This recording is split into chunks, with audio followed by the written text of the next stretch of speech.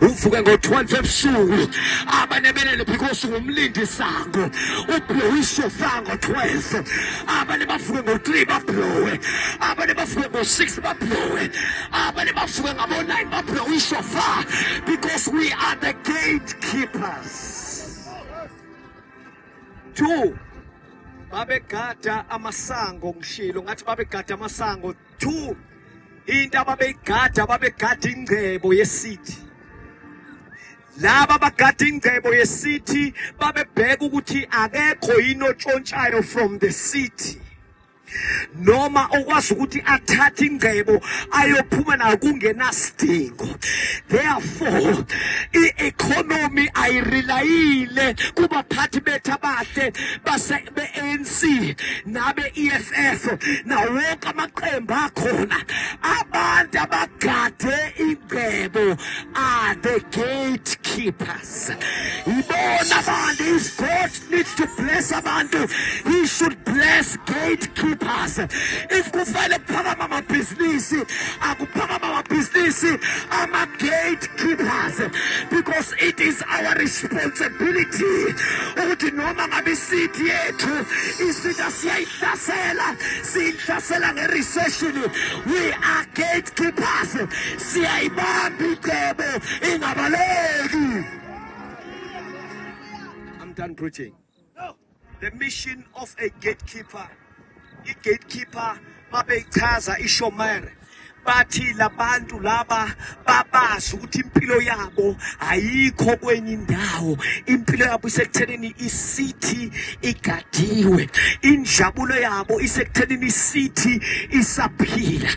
Kanti kathi ivuka indonga ngalazi I'm about to pray, bona babeqhubeka bame bagade.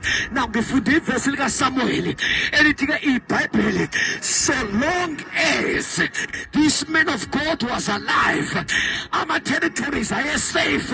Ama-Philistines ayene-strategy sokuthi abalinde. Kanti kathi sekuyisikhathi sokuvuna abesafika bahlasele.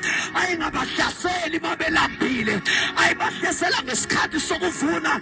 Kodwa ngideclare namhlanje mini ukuthi the devil has no power phezu kwenkqubo yethu naphezu kwezitshalo zethu naphezu kwenala yethu, because kunoSamuel abavuse uNkulunkulu ekuzothiwa so long as bephila amaFilisti wasongena in the city.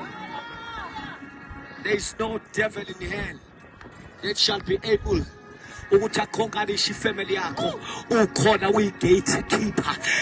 Vuka ebusuku ushikishe gatekeeper. Mawungahlazeki umshado ukhona i-gatekeeper. Mayingadli ingane ukhona i-gatekeeper. Obaba bethu mabangabi zidakwa ukhona ama-gatekeepers. Iy'ngane zethu zamantombazane mayingathayisi emzimba ukhona ama-gatekeepers. Our city izobuyelwa indawo yayo noma izobuyela kwindawo yayo because ukhona ama-gatekeepers. The churches will grow because kunama-gatekeepers in our city. Let me make this declaration ukuthi namhlanje kumhla ka-28 kumhla ka-29 November we stood on this mountain exactly at 8:37 samemeza sathi our city shall be safe. Siyadeclare namhlanje sithi as gatekeepers amabandla ethu will flourish. Siyamemeza as gatekeepers sithi imali yana ePietermaritzburg izokwazi